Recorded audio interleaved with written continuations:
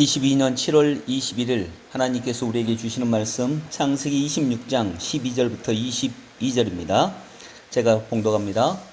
이삭이 그 땅에서 농사하여 그의 100배나 얻었고 여호와께서 복을 주심으로 그 사람이 창대하고 왕성하여 마침내 거부가 되어 양과 소가 떼를 이루고 종이 심이 많으므로 블레셋 사람이 그를 시기하여 그 아버지 아브라함 때 그 아버지의 종들이 판 모든 우물을 막고 흙으로 메웠더라. 아비멜렉이 이삭에게 이르되 내가 우리보다 크게 장성한즉 우리를 떠나라. 이삭이 그곳을 떠나 그랄 골짜기에 장막을 치고 거기 거류하며 그 아버지 아브라함 때 팠던 우물들을 다시 팠으니 이는 아브라함이 죽은 후에 블레셋 사람이 그 우물들을 메웠습니다. 이삭이 그 우물들의 이름을 그의 아버지가 부르던 이름으로 불렀더라. 이삭의 종들이 골짜기를 파서 샘 근원을 얻었더니 그랄 목자들이 이삭의 목자와 다투어 이르되 이 물은 우리의 것이라 하매 이삭이 그 다툼으로 말미암아 그 우물임을 에색이라 하였으며 또 다른 우물을 팠더니 그들이 또 다툼으로 그 이름을 신나라 하였으며 이삭이 거기서 옮겨 다른 우물을 팠더니 그들이 다투지 아니하였으므로 그 이름을 르호봇이라 하여 이르되 이제는 여호와께서 우리를 위하여 넓게 하셨으니 이 땅에서 우리가 번성하리로다 하였더라. 아멘.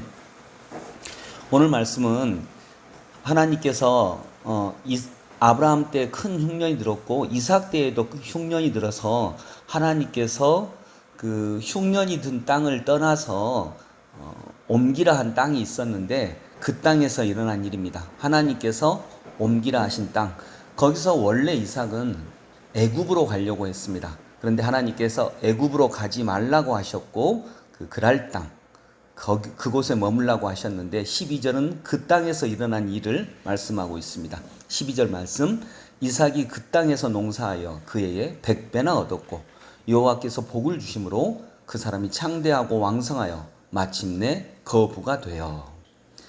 그 땅에서 농사해서 100배나 얻었습니다. 그리고 거부가 되었다라고 말씀하셨습니다. 이 모든 것에 여호와께서 복을 주심으로 이 말씀이 있습니다. 복은 하나님이 주시는 것입니다. 인간의 노력이 복의 시작이 되기는 합니다. 그러나 결국 복을 주시는 것은 하나님의 은혜입니다.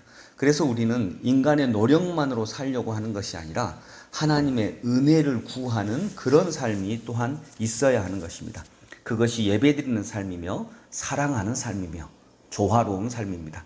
그러하기 때문에 우리는 노력으로만 인간의 노력, 나의 노력으로만 살아가는 것이 아니라 우리의 삶에는 꼭 하나님께 드리는 기도와 예배, 하나님이 말씀하신 대로 조화롭게 그 이웃들과 우리가 사랑하는 삶을 살아가는 것이 하나님의 은혜를 받는, 하나님께서 복을 주시는 그 복을 받는 비결이다, 이렇게 볼 수 있겠습니다. 그러할 때에 하나님께서 그 해에 옮기라 하신 땅에서 100배나 주셨고, 이 100배나 얻는 귀한 은혜는 바로 우리의 노력이 아니라 우리의 노력을 포함한 하나님의 은혜가 있어야만 얻는 삶이라고 하는 것을 알 수 있습니다.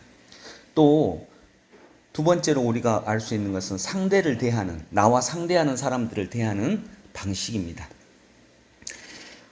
세상 사람들은, 여기서 그랄 사람들은 시기했다라고 나와 있습니다. 이삭을 시기했습니다. 이삭이 잘 되자 시기했습니다. 14절, 양과 소가 떼를 이루고 종이 심이 많으므로 블레셋 사람이 그를 시기하여. 세상 사람들은, 블레셋 사람들은 이삭을 시기합니다. 그러나 우리 그리스도인들은 16절에 보니까 이삭이 그곳을 떠났다라고 말씀하고 있습니다. 떠났다는 것은 뭡니까? 그 땅을 떠났다, 땅을 옮겨왔다, 이 말이 아니라, 그 말만이 아니라 싸움을 떠났다는 것입니다. 이삭은 싸울 수 있는 상황에서 싸움을 떠났습니다. 왜냐하면 내 노력만으로 이루어지는 삶이 아니라 하나님의 은혜가 있는 삶이, 하나님의 마음에 흡족하게 드는 삶이 훨씬 더 큰 열매를 맺는다라고 하는 것을 알기 때문입니다.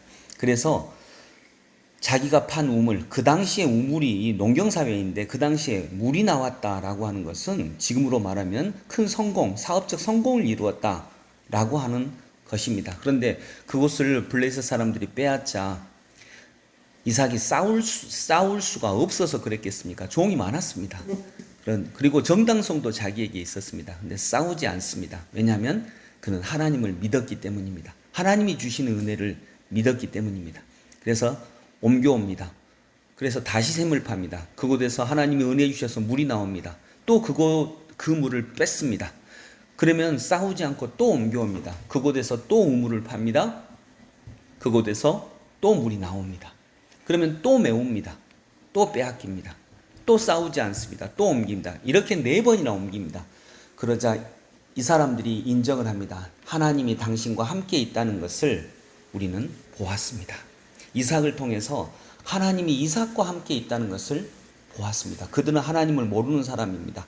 하나님을 못 보는 사람입니다. 그런데 세상 사람들이 하나님을 볼 수 있게 하는 방식이 바로 이 방식입니다. 이삭의 방식입니다. 오늘 우리 그리스도인들에게 참으로 연약한 저희에게 믿음을 주셔서 우리에게도 그런 은혜가 있기를 간구합니다. 기도하겠습니다. 귀하신 주님 은혜를 감사합니다. 아버지 하나님, 세상은 우물 빼앗는 것이 실력이라고 말합니다. 그러나 하나님을 믿는 이삭만은 우물 빼앗는 세상 속에서도 오롯이 홀로 우물 파는 것을 신앙을 하고 얘기합니다.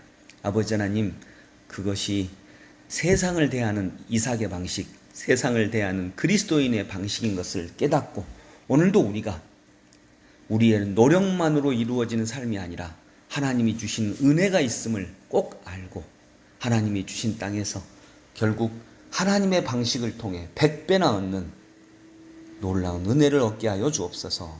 예수 그리스도 이름으로 기도드립니다. 아멘.